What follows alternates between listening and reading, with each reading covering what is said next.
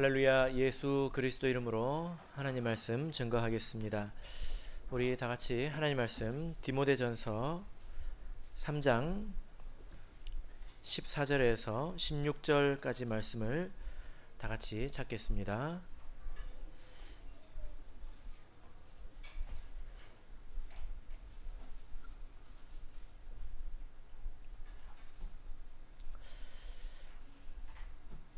디모데전서 3장 14절에서 16절까지 말씀을 우리 같이 읽도록 하겠습니다. 시작. 내가 속히 내게 가기를 바라나 이것을 내게 쓰는 것은 만일 내가 지체하면 너로 하나님의 집에서 어떻게 행하여야 할 것을 알게 하려 함이니 이 집은 살아계신 하나님의 교회요 진리의 기둥과 터니라. 크도다 경건의 비밀이여 그렇지 않다 하느니 없도다. 그는 육신으로 나타난 바 되시고 영으로 의롭다 하심을 입으시고 천사들에게 보이시고 만국에서 전파되시고 세상에서 믿음 바 되시고 영광 가운데서 올리우셨음이니라. 아멘. 네, 오늘 이 시간은 살아계신 하나님의 집이라는 제목으로 하나님 말씀을 증거하겠습니다. 여러분은 집 하면 무엇이 떠오르십니까? 집이라고 하면 어떤 떠오르는 이미지가 있지 않습니까? 어떤 사람은 집밥이 떠오른다고 얘기를 하더라고요. 집 그러면 우리는 보통 아늑하고 또 이렇게 편안한, 그래서 집에 오면 다 이제 옷도 편하게 갈아입고 편하게 쉬는 것을 생각을 하죠. 또 집과 비슷한 단어가 가정입니다. 가정하면 보통 우리는 오순도순 또 화목하게 지내는 그런 모습을 좀 상상하지 않습니까? 가정이 가정 같지 않을 때는 뭐라고 하는지 아십니까?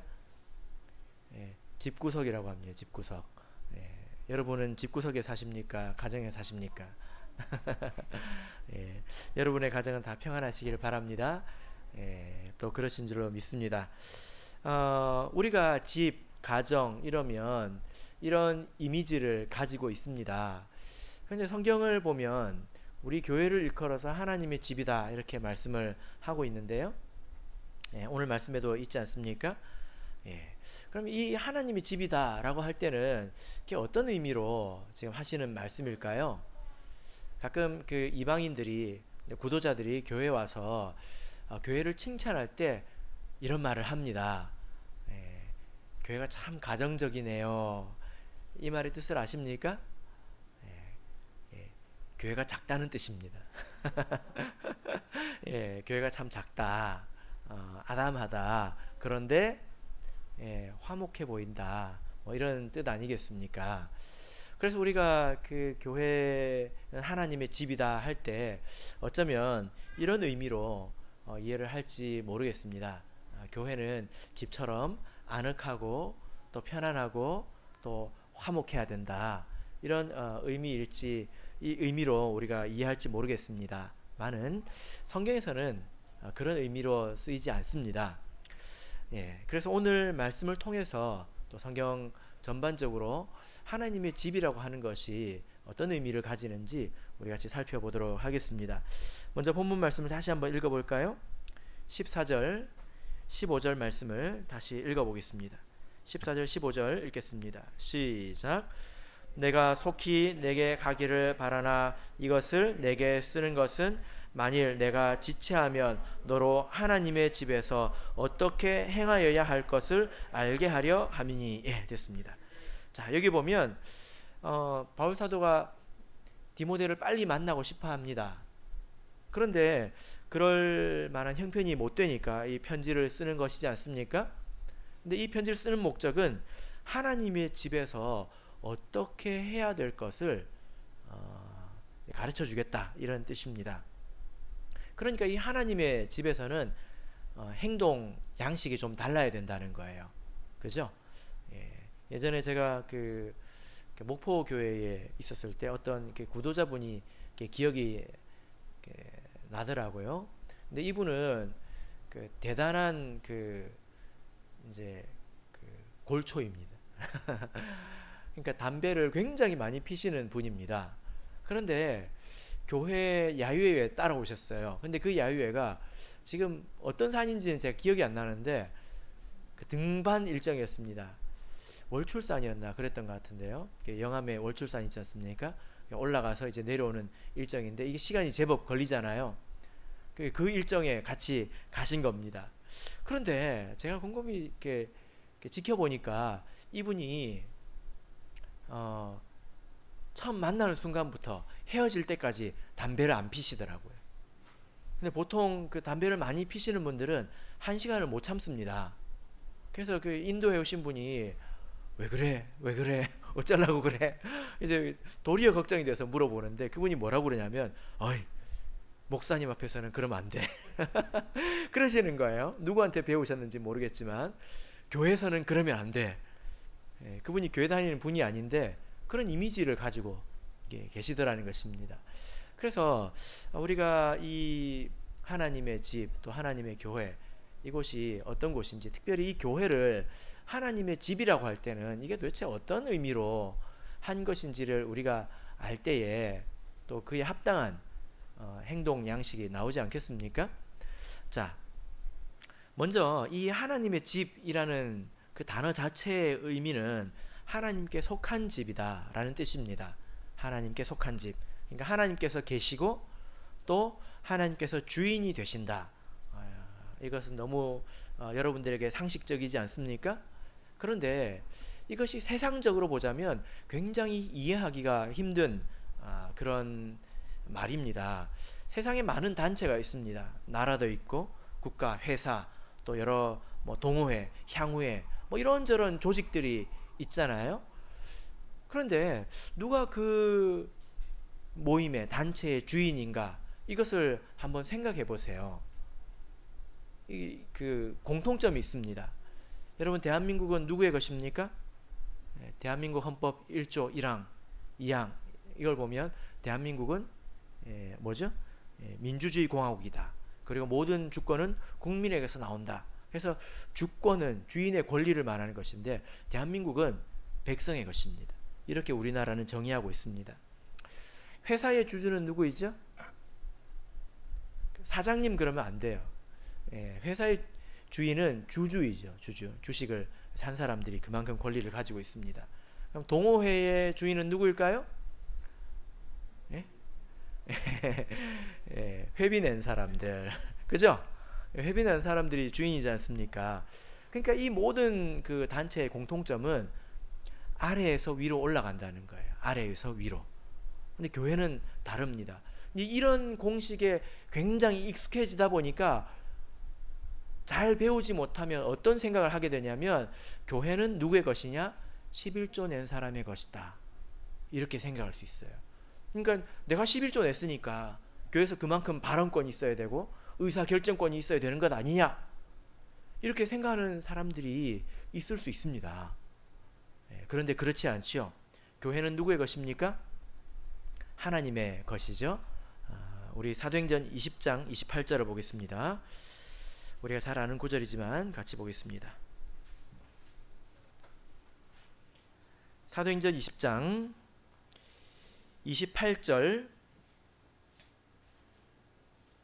사도행전 20장 28절.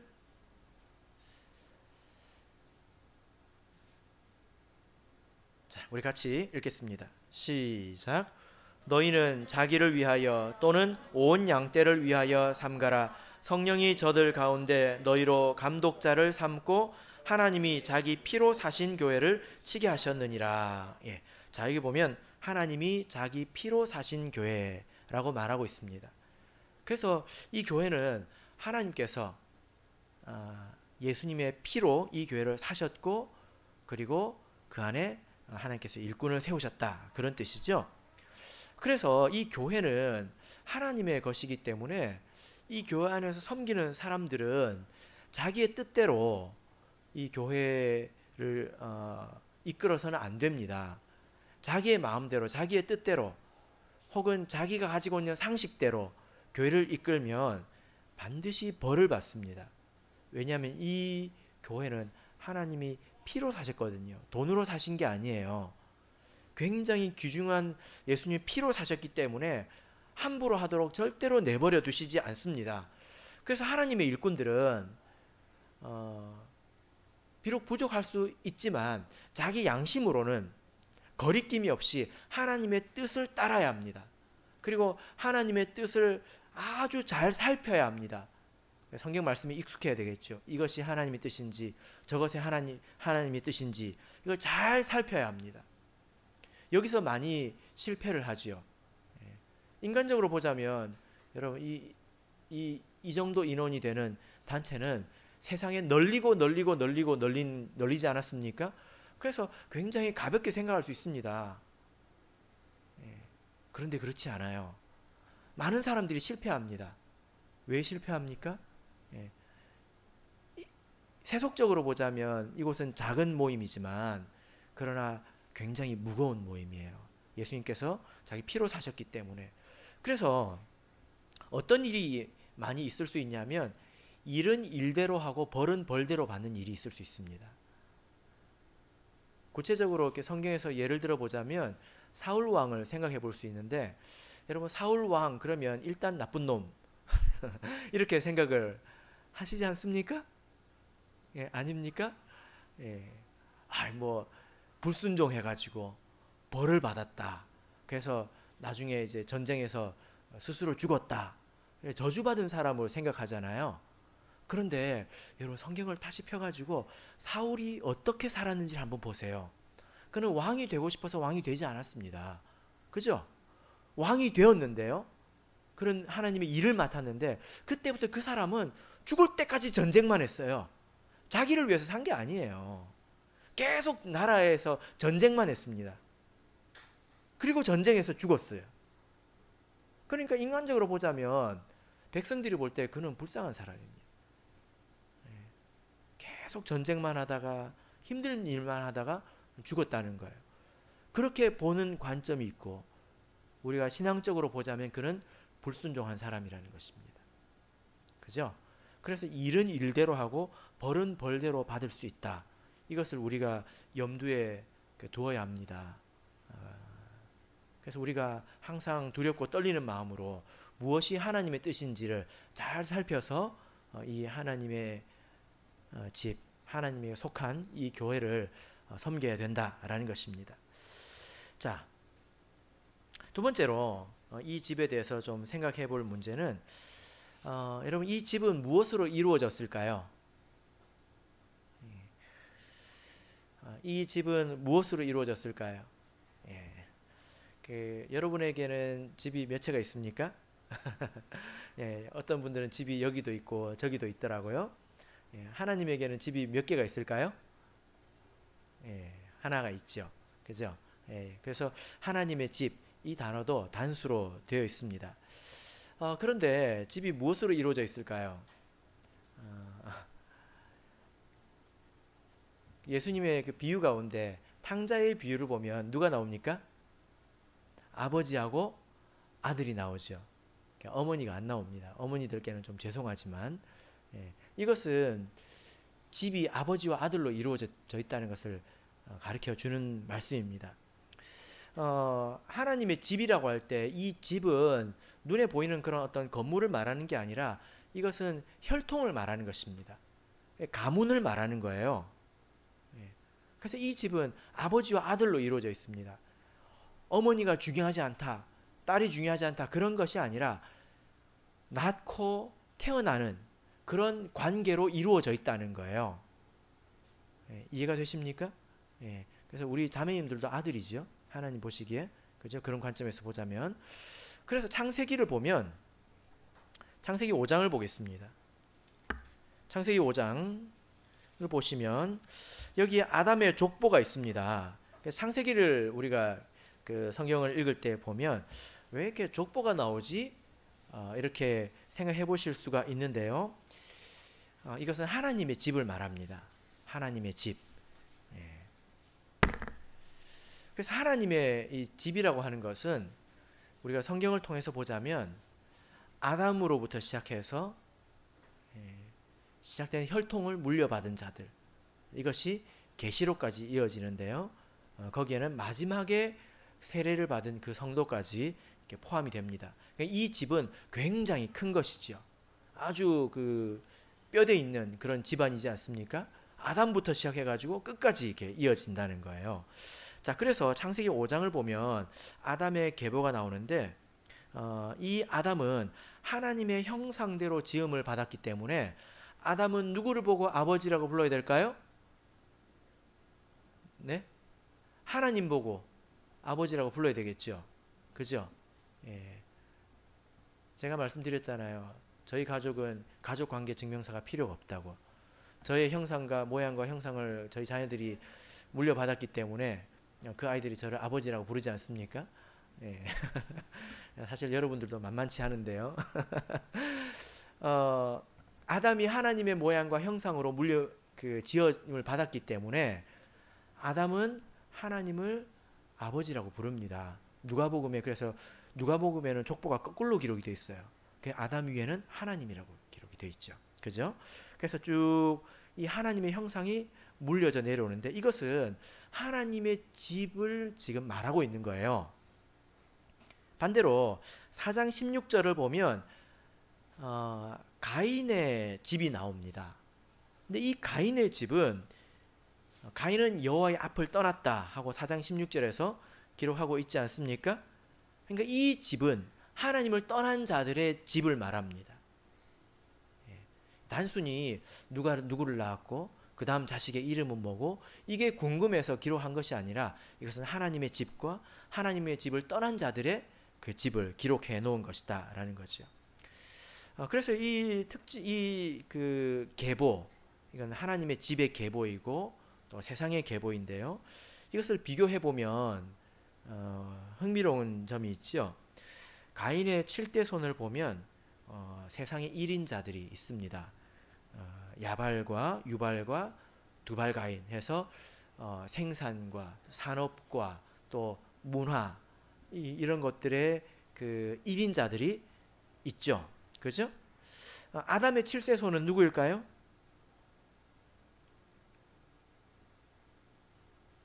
예. 아담, 셋, 에노스, 게난, 마할랄렐, 야렛, 에녹이죠. 에녹입니다. 7대 손, 무르익은 것끼리 비교해 보자면 하나님의 계보 안에 에녹은 하나님의 형상을 물려주는 일을 했고 그는 하늘로 올라갔습니다. 그런데 가인에 속한 계보의 이제 7대 손은 세상의 1인자였지요. 이것은 서로 다른 정신이 흐르고 있다는 것을 우리에게 가르쳐 주고 있습니다. 여러분 우리는 하나님의 집에 속한 사람이지 않겠습니까? 그러면 우리는 세상의 1인자가 되는 것이 우리의 사명이 되면 안 되겠죠? 그죠? 예. 자, 여러분 이렇게 아담의 족보로 시작을 해서 성경은 계속 이 계보가 계속 이어집니다. 구약 끝까지 이어지죠? 그리고 신약에서도 이어지고 있습니다. 이 계보 안에 드는 것이 굉장히 중요합니다. 왜 중요할까요? 집 하면 우리는 그냥 아늑한 것, 집밥 이렇게 생각하지만 성경에서 말하는 집 또 계보 이게 중요한 것은 그 안에 들어야 유산을 받을 수 있기 때문입니다. 이것은 우리 성경 안에서 유산을 받는다고 하는 것은 천국에 간다는 의미이죠. 그죠? 그래서 이 계보에 들어야 우리가 천국에 갈 수 있습니다. 그러니까 잘 생각해 보세요. 아담부터 마지막 성도까지 커다란 하나의 계보가 형성이 되는데 가문이 형성이 됩니다. 그것을 집이라고 하는데 이 집이 천국에 있는 것입니다. 천국으로 가는 거예요. 그죠? 그래서 우리가 이 계보에 들지 못하면 천국에 갈 수가 없습니다. 그래서 중요한 것입니다. 그래서 우리가 구약 성경을 보면 이 계보가 굉장히 중요하게 계속 이어지는 것을 볼 수 있죠? 그죠? 그래서 계속 누가 누구를 낳고 누가 누구를 낳고 계속 가다가 어디에서 한번 전환이 있습니까? 아브라함에게서 전환이 있습니다. 왜냐? 아브라함은 자녀를 못 낳았거든요. 그죠? 그러면 끊어지는 것 아닙니까? 그래서 하나님께서 그때 아브라함을 택하셔서 아브라함에게는 그냥 평범한 낳고 낳는 것이 아니라 약속의 자녀를 주십니다. 이것은 굉장히 의미가 있는 거죠. 그래서 이 약속의 자녀 이삭이 또 낳고 해서 이스라엘의 12지파가 됩니다. 이 이스라엘의 12지파 안에 들지 못하는 것은 이스라엘 백성이 아닌 것이죠. 구원을 받을 수가 없다는 것입니다. 이것이 굉장히 엄격하게 지켜졌는데요. 이스라엘 백성이 멸망을 하고 포로로 끌려갔습니다. 나중에 돌아왔잖아요. 근데 누가 누군지 알까요? 에스라서를 보면 그 명단을 굉장히 정확하게 숫자를 세서 기록하고 있는 것을 볼 수 있는데, 에스라서 6장 2장 62절을 보면 어떤 사람들이 나오냐면 이 계보 중에서 자기 이름을 못 찾은 사람들이 나옵니다. 확인이 안 된 사람들이 나와요. 그 사람들은 우림과 둠밈이 있는 제사장이 나타나기 전까지 아무 일도 하지 못하게 합니다. 그러니까 계보 안에 들지 못하는 사람은 철저하게 받아주지 않는다는 거예요. 그만큼 이 계보 안에 드느냐 들지 못하느냐가 굉장히 중요했다는 것입니다. 그래서 신약 성경에 와보면 그 계보가 어디까지 이어집니까? 예수님에게까지 이어지죠? 그죠? 근데 그것이 계시록에까지 이어지는 것을 여러분 아십니까? 우리가 계시록을 배운 지 그렇게 오래되지 않았는데, 계시록 7장을 보면 14만 4천이라고 구원받는 사람이 나옵니다. 이것은 실제로 14만 4천 명이 아니라 영적인 숫자이죠.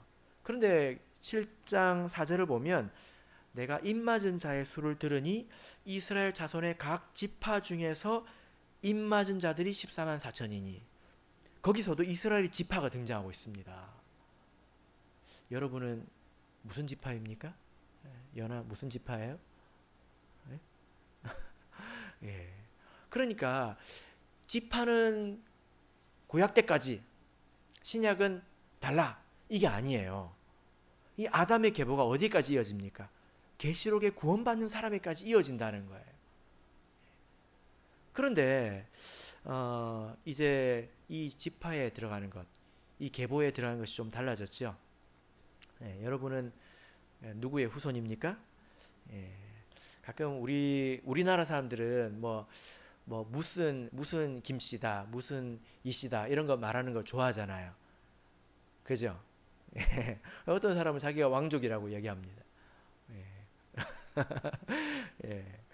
제가 그 이씨성을 가지고 있으니까 간혹 저한테 뭐라고 물어볼까요? 전주이 씨냐고 이렇게 물어봅니다. 저는 아무 관계가 없습니다, 전주이 씨하고. 근데 그런 혈통이 전혀 중요하지 않습니다. 내가 왕족이면 천국에 갑니까? 그런가요? 그렇지 않습니다. 우리 남찬 신학생은 혹시 전주이 씨입니까? 왕족이시네요. 육신적으로도 왕족이고 영적으로도 왕족이고, 왕관이 2개나 있어서 좋겠습니다. 그러나 여러분, 무엇이 더 중요한지 아시죠? 우리는 육신적으로는 이런 혈통 저런 혈통을 타고 태어났을 수 있지만 사실 우리는 아브라함의 후손입니다. 맞습니까? 이것을 믿으십니까? 갈라디아서를 보겠습니다. 갈라디아서 3장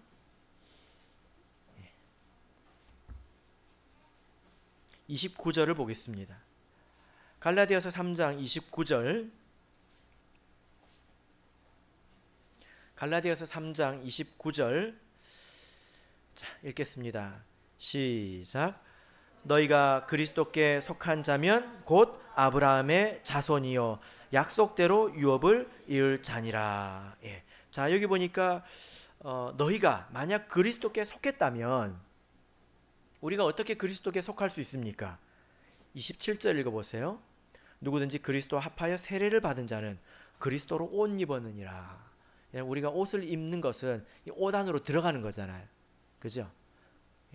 우리가 그리스도로 옷 입었다고 하는 것은 그리스도 안으로 들어갔다는 것입니다. 그리스도께 속해졌다는 거예요. 만약에 그렇게 되었다면 우리는 아브라함의 자손이라는 것입니다. 그래서 이 태초에는, 본래는 이 나코로 이 혈통 안으로 들어갔지만 이제는 믿음으로 세례를 통해서 이 혈통 안으로 이 계보 속으로 들어간다는 것입니다. 그래서 우리가 하나님의 집 그럴 때 막연하게 어떤 그 시에서나 보는 것처럼 따뜻하고 막 굴뚝에서 연기가 모락모락 피어나고 있고 이제 그런 이제 목가적인 풍경 그걸 말하는 게 아니라 하나님 집은 실체가 있습니다. 아담으로부터 시작해서 우리를 포함해서 마지막에 구원받는 그 한 명의 성도까지 다 모아서 하나님의 집이라고 이야기를 하는 것입니다. 그리고 우리는 그 안에 있는 믿음으로 말미암아 아브라함의 자손이 된 그런 하나님의 자녀들이죠. 그죠? 이것이 하나님의 집입니다. 세 번째로 이 집에 대해서 좀 말씀드리자면, 자, 먼저 에베소서 1장 9절을 보겠습니다. 에베소서 1장 9절. 에베소서 1장 9절. 자, 우리 같이 읽겠습니다. 시작. 그 뜻의 비밀을 우리에게 알리셨으니 곧 그 기쁘심을 따라 그리스도 안에서 때가 찬 경륜을 위하여 예정하신 것이니. 자, 우리 성도님들께서 가정을 다 꾸리고 계신데요. 혹시 가계부 쓰십니까? 저희 집에 사모도 가계부를 열심히 썼는데요. 컴퓨터로 엑셀 파일로 이렇게 열심히 쓰더라고요. 어느 날 그 말로만 듣던 랜섬 바이러스가 컴퓨터에 침입을 해가지고 다 날라갔습니다. 그래서 요즘 안 하는 것 같더라고요. 이 말은 가정을 운영해 나가는데 계획이 있느냐, 이게 제가 여쭤본 건데요. 계획이 없는 것이 좋은 것은 아니죠. 그죠?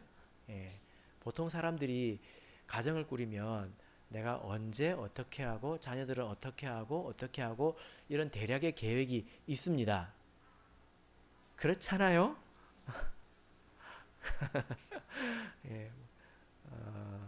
그렇지 않습니까? 그렇게 계획이 있습니다. 하나님의 집에는 계획이 있을까요? 하나님의 집에는 계획이 있습니다. 방금 읽으신 그 말씀이 그 뜻입니다. 여기 보면 이 말씀은 에베소서 1장 이제 4절부터 시작되는 말씀인데요. 창세전에 그리스도 안에서 우리를 택하셨다, 이렇게 말하고 있습니다. 이 창세라고 하는 것은 시간과 공간이 생기기 전을 말하지 않습니까? 그때 하나님께서 택하셨다는 거예요. 이것은 계획을 말하는 것입니다. 그래서 오늘 이 1장 9절 말씀을 보면 그리스도 안에서 때가 찬 경륜을 위하여 예정하신 것이다. 여기 경륜이라는 말이 나옵니다. 하나님에게는 경륜이 있다는 거예요. 이 경륜이라는 말의 뜻은 국어사전을 살펴보면 일정한 포부를 가지고 이를 조직적으로 계획하는 것이라고 하고 있습니다. 그러니까 어떤 뜻을 가지고 내가 여기로 가야 돼, 이렇게 돼야 돼 하는 그런 포부를 가지고 조직적으로 계획하는 것을 경륜이라고 합니다. 하나님께는 이런 계획이 있다는 거예요. 그래서 집을 꾸렸을 때 하나님께서 창세 전에 아담부터 마지막 성도에 대한 계획까지 하나님은 이 마스터 플랜이 다 있다는 것입니다. 하나님은 전지전능하시기 때문에 그것을 다 가지고 계십니다. 자, 그래서 이 경륜이라는 단어를 원문으로 보면 오이코노미아 어디선가 한번 들어보셨을 수도 있는데 오이코노미아입니다. 이 오이코노미아에서 그 첫 글자하고 마지막 글자를 빼면 뭐가 됩니까? 오이코노미아에서 오 빼고 뒤에 아 빼면 뭐가 됩니까? 이코노미가 되죠. 이코노미. 비행기 타면 여러분들이 타는 자리 있잖아요. 그죠? 예, 이코노미라는 말이 이 오이코노미아라는 단어에서 왔습니다. 이 단어의 뜻은, 이 단어는 합성어인데요. 하나님에게는 오이코노미아가 있습니다. 근데 오이코노미아는 오이코스 그리고 노모스라는 단어의 합성어인데, 오이코스는 집, 노모스는 법, 이런 뜻입니다. 집의 법, 집의 법을 말하는데, 하나님의 집, 하나님이 다스리는 가정, 그 집을 운영하는 법이나 계획을 오이코노미아라고 합니다. 하나님의 집을 위한 그런 계획이 있다는 거예요. 그래서 요즘에 그 젊은 부부들 보면 그 계획을 잘 세웁니다. 언제 내가 어떻게 이렇게 하고 저렇게 하고 대략 계획을 세우죠. 아이를 어떻게 낳고 뭐 이런 계획을 세우지 않습니까? 그러니까 하나님에게는 그것과는 비교할 수 없는 철저한 그런 계획이 있습니다. 그래서 이미 아담이 태어나기 전에, 아담이 이 세상이 펼쳐지기 전에 하나님에게는 마지막 성도에 대한 계획까지 이미 다 있는 거예요. 그죠? 10절을 보겠습니다. 에베소서 1장 10절을 보겠습니다. 같이 읽어보겠습니다. 시작. 하늘에 있는 것이나 땅에 있는 것이나 다 그리스도 안에서 통일되게 하려 하심이라. 예. 자, 이거 보니까 하늘에 있는 것, 땅에 있는 것이 통일된다, 일치된다는 거예요. 이 하늘에 있는 것은 하나님의 경륜, 계획을 말합니다. 땅에 있는 것은 뭘까요? 우리들을 말해요. 하나님의 집이 하나하나 이루어져 가는 것, 채워져 가는 것을 말합니다. 마지막 순간에는 어떻게 될까요? 하나님의 계획과 땅에 있는 그 실체가 하나도 변함없이 하나님께서 계획하신 그 사람이 한 명도 빠지지 않고 그대로 구원받는 것, 이렇게 일치가 되는 것을 말합니다. 계획과 결과가 일치된다는 거예요. 그래서 여러분, 우리가 하나님의 집에 대해서 너무 걱정할 필요 없습니다. 우리는 물론 하나님의 집을 열심히 섬겨야 되겠지만, 우리가 하나님께 계획이 없는 것처럼, 우리가 하기 나름인 것처럼 너무 큰 짐을 질 필요가 없습니다. 하나님에게는 계획이 있고 그것이 하나하나 실천되어 가고 이루어져 가는 과정에 우리가 있는 거죠. 그죠? 우리가 그것을 알고 살아가야 합니다. 이것을 모르면 시험에 들 수도 있죠. 그죠? 그래서 마지막 이 땅에 존재하는 그 하나님의 집은 새 예루살렘이 되겠지요. 자, 오늘 본문의 말씀으로 돌아가겠습니다. 디모데전서 3장 16절. 자, 읽겠습니다. 디모데전서 3장 16절 읽겠습니다. 시작. 크도다 경건의 비밀이여 그렇지 않다 하느니 없도다. 그는 육신으로 나타난 바 되시고 영으로 의롭다 하심을 입으시고 천사들에게 보이시고 만국에서 전파되시고 세상에서 믿음 바 되시고 영광 가운데서 올리우셨음이니라. 예. 자, 이제 말씀드릴 내용은 이 집에는 권세와 질서가 있다는 점을 말씀드릴 겁니다. 이렇게 답을 먼저 말씀드리는 것은 그래야 여러분들이 이해하기 쉽기 때문이죠. 이게 무슨 말이냐면요, 여러분, 계획이 있다고 해서 다 되는 게 아니에요. 우리 찬우 형제가 계획을 세웠습니다. 저기 천안 어디 땅에다가 건물을 이제 100층짜리를 올리는 걸 계획을 세웠습니다. 그럼 그렇게 할 수 있습니까? 예.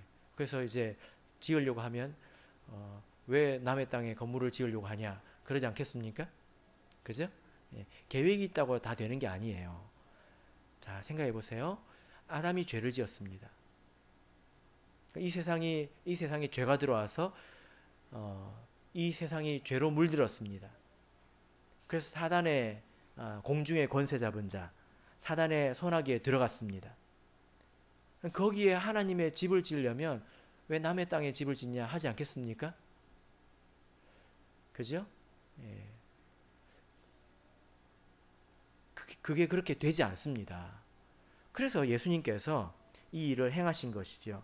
16절을 보면 예수님께서 행하신 일이 기록이 되어 있는데 이 말씀은 예수님께서 십자가에서 죽으시고 그리고 부활하시고 승천하신 그 일을 말합니다. 만약에 예수님께서 십자가에서 죽으시지 않았다면, 대속하지 않았다면 이 세상에는 하나님의 집을 지을 수가 없습니다. 그럴 만한 권세가 없습니다. 그리고 하나님의 집이 있다 하더라도 생명을 줄 수 있는 그런 권세가 없습니다. 그죠? 예. 그래서 성경을 보면 예수님께서 하나님께 이렇게 기도를 하시는데요. 요한복음 17장 2절을 보시면 아버지께서 아들에게 주신 모든 자에게 영생을 주게 하시려고 만민을 다스리는 권세를 아들에게 주셨습니다. 이렇게 말합니다. 그러니까 하나님께서 예수님에게 모든 권세를 주셨다. 이렇게 말씀을 하고 있지요. 이것은 예수님께서 부활하시고 난 이후에 실제적으로 얻게 되셨습니다. 그 권세를 예수님께서 사도들에게 주셨죠. 그래서 이 집에는 권세가 있습니다. 생명을 줄 수 있는 권세가 있고요. 또 재해버릴 수 있는 권세가 있습니다. 자, 생각해 보세요.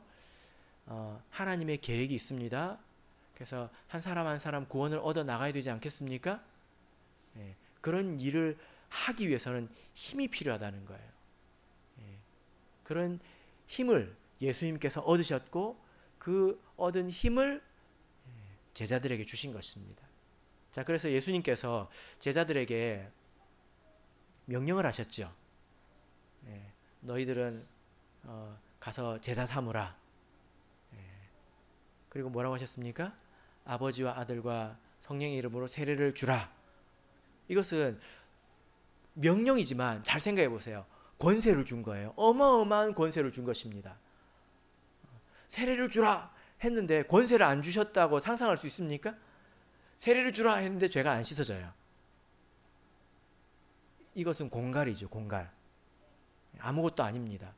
세례를 주라 했을 때는 너희가 세례를 주면 죄가 씻어진다. 너희가 하면 하나님이 행하신다. 그런 권세를 주신 것입니다. 그래서 이 하나님의 집 안에는 이렇게 생명을 줄 수 있는 그런 권세가 있습니다. 그리고 이어서 뭐라고 말씀하셨죠? 내가 너희에게 분부한 모든 것을 가르쳐 지키게 하라. 가르쳐 지키게 하라. 이것은 물론 교회가 해야 될 일을 말한 것입니다. 우리가 세례를 줘야 되죠? 그런 것처럼 우리는 지키도록 가르쳐야 합니다. 그런데 여기에도 권세가 있어요. 어떤 권세가 있을까요? 심판권이 있고 징계권이 있습니다.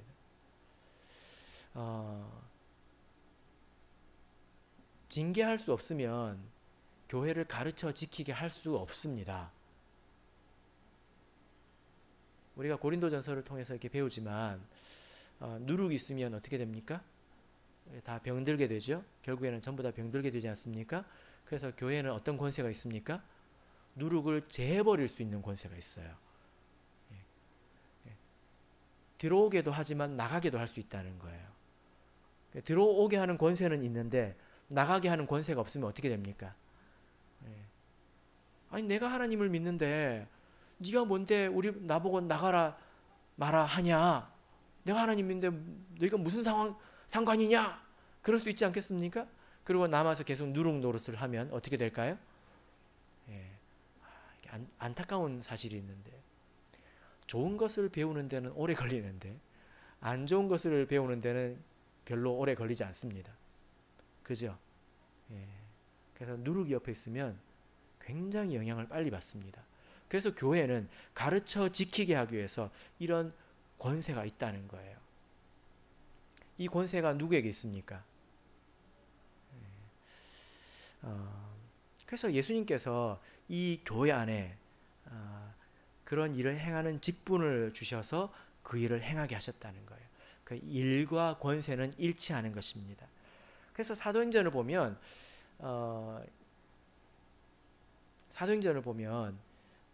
아나니아와 삽비라의 그 일을 보면 아나니아와 삽비라가 집을 판 돈을 누구 앞에 두었죠? 사도들의 발 앞에 두었죠. 그때는 모든 권세가 사도들에게 있었습니다. 직분도 사도들에게만 있고요. 신분적으로 보면 동일하지요. 그런데 직분으로 보자면 또 지위로 보자면 달랐다는 거예요. 그래서 모든 것을 사도들의 발 앞에 두었고 그리고 사도들이 그를 심판해서 죽은 것을 볼 수 있지 않습니까? 그래서 여러분 이렇게 한번 제가 질문을 드려볼 거예요. 우리 교회 안에 많은 성도님들이 있는데 성도가 다 같습니까? 같죠. 우리는 다 형제 자매입니다. 이런 의미에서는 예수님도 우리와 같습니다. 예수님도 지금 낙원에 계시지 않습니까? 그런 의미라면 예수님도 우리와 같습니다. 교회 안에는, 하나님의 집 안에는 이것만 있는 게 아니라 이 하나님의 집 안에서 하나님의 계획이 있고 그 계획을 우리가 이루어 가야 되기 때문에 그 일을 하기 위해서 힘이 필요하고 또 직분이 필요하고 권세가 필요하다는 거예요. 그래서 다른 측면도 있다는 것을 알아야 합니다. 성도가 다 같지 않습니다. 어떤 사람은 권세와 지위가 있습니다. 그래서 직분을 행할 수 있습니다. 근데 모두가 그렇게 행할 수 있는 것은 아닙니다.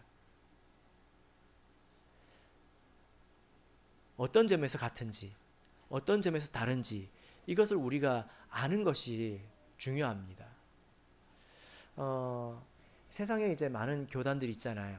이런 면에서 보면 굉장히 극단적으로 이렇게 나누어져 있는데 비교를 해보자면 천주교하고 장로교를 비교해 볼 수 있어요. 천주교 같은 경우는 이 그 권세와 지위를 굉장히 강조합니다.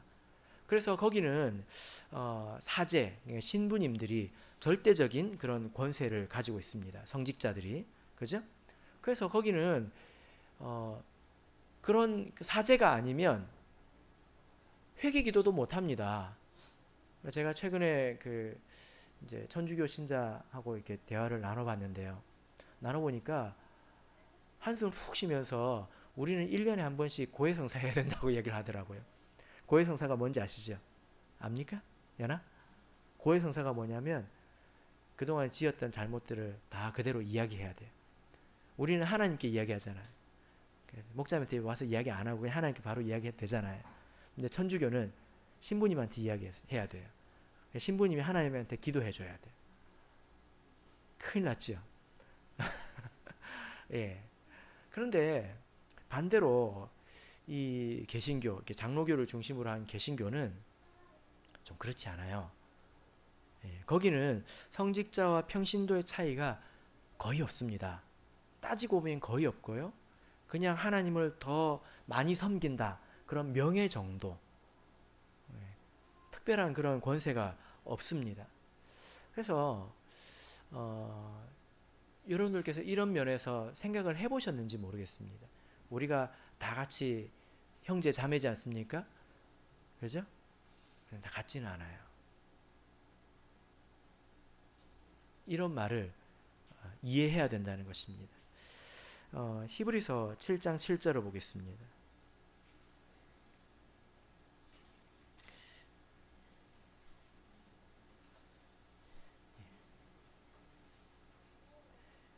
히브리서 7장 7절 읽겠습니다. 시작. 폐일언하고 낮은 자가 높은 자에게 복빌물 받느니라. 예. 여러분 교회 안에서 축복이 있으려면 이 높낮이가 있어야 합니다. 높은 자가 낮은 자에게 복을 비는 거죠.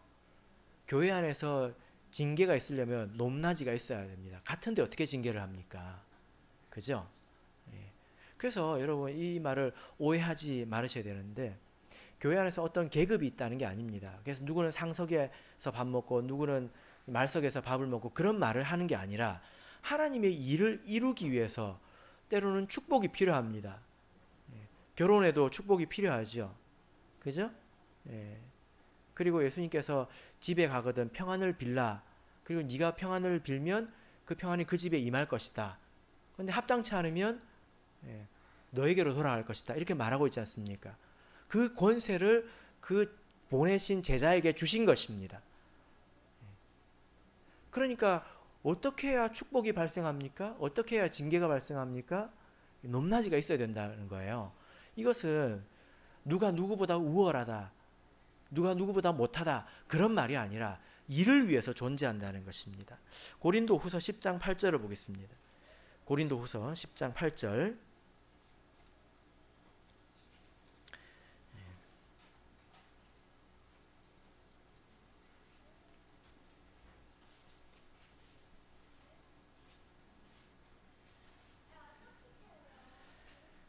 자, 고린도후서 10장 8절 읽겠습니다.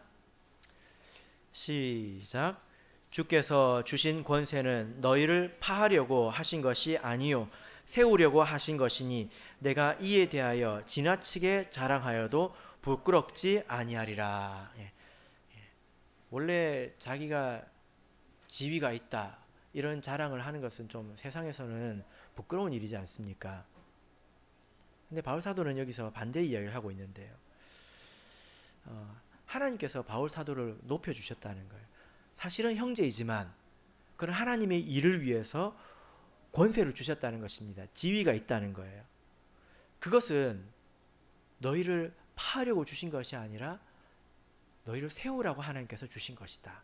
그런 권세가 있고 지위가 있고 힘이 있을 때에 하나님의 뜻을 이루어 갈 수 있다라는 것입니다. 물론 여기에는 위험이 있죠. 어떤 위험이 있습니까?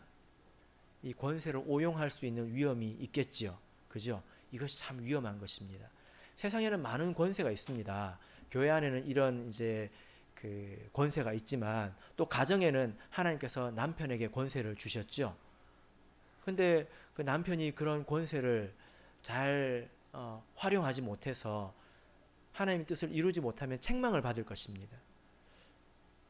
교회 안에서도 이런 일이 일어날 수 있지 않습니까? 권세가 있다고 해서 이것은 섬기라고 주신 것인데 상석에 앉으라고 주신 것으로 착각해서 이것을 잘못 사용할 수도 있지 않습니까? 그렇게 되면 하나님에게 책망이 있습니다. 그래서 바울 사도가 오늘 이 말을 한 것입니다. 다시 본문으로 돌아가겠습니다. 디모데전서 3장 15절을 보면 만일 내가 지체하면 너로 하나님의 집에서 어떻게 행하여야 할 것을 알게 하려 함이니. 이 디모데는 보내심을 받은 그런 일꾼이기 때문에 디모데에게도 권세가 있습니다. 그래서 그것에 대해서 그 권세를 어떻게 활용해야 되는지에 대해서 알려주고 있다. 알려주겠다 이런 말씀이죠.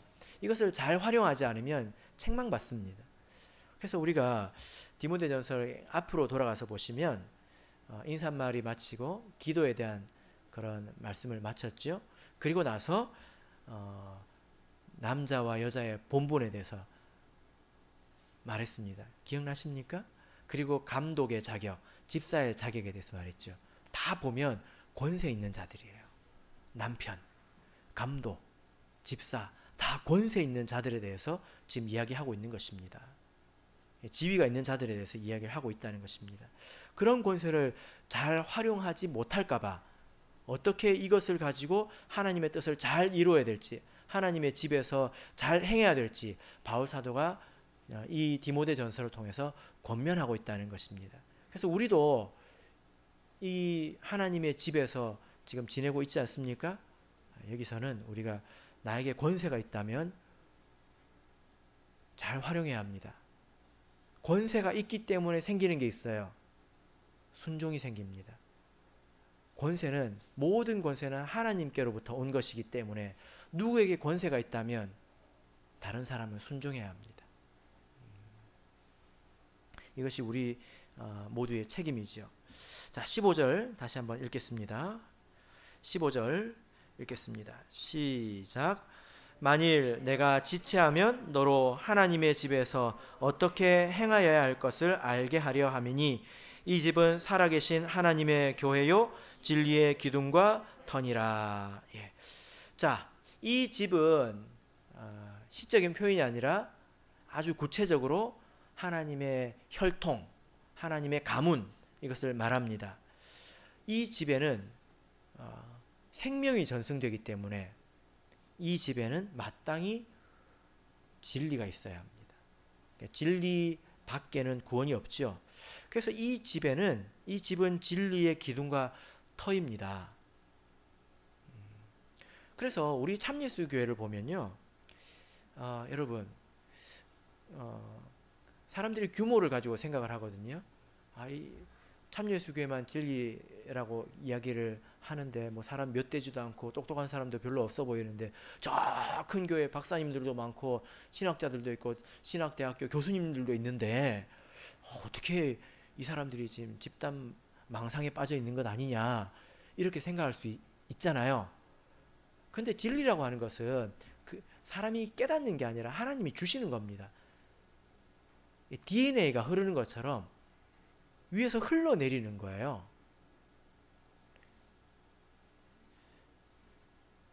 하나님께서 이 집을 세우셨고 또 예수님을 통해서 이 진리를 흘려 보내주신다는 것입니다. 그래서 예수님께서 사도들에게 뭐라고 말씀하셨냐면요, 성령이 내가 너에게 말한 모든 것을 생각나게 하시리라. 그때 제자들이 막 들고 다니면서 받아 적은 거 아니잖아요. 예수님 잠깐만요 하고 녹음 또 이렇게 녹취 뭐 한 거 아니잖아요. 성령이 다 생각나게 해주신다는 것입니다.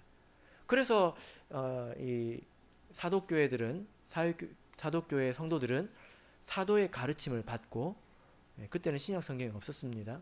사도의 가르침을 받고 있었죠. 그죠?